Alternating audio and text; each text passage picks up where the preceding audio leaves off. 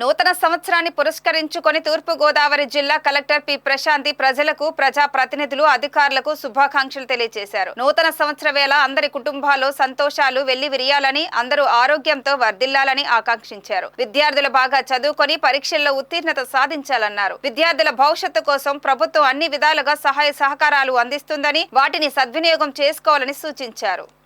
తూర్పు గోదావరి జిల్లా ప్రజలందరికీ నూతన సంవత్సర శుభాకాంక్షలు.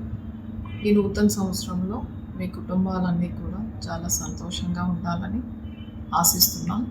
అలానే అందరికీ సంక్రాంతి శుభాకాంక్షలు కూడా తెలియజేస్తున్నాం.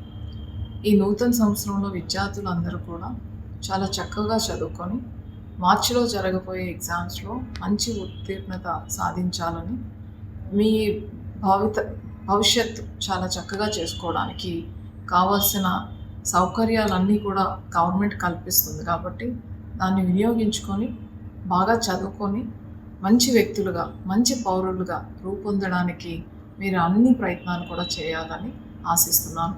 మరొకసారి అందరికీ కూడా నూతన సంవత్సర శుభాకాంక్షలు.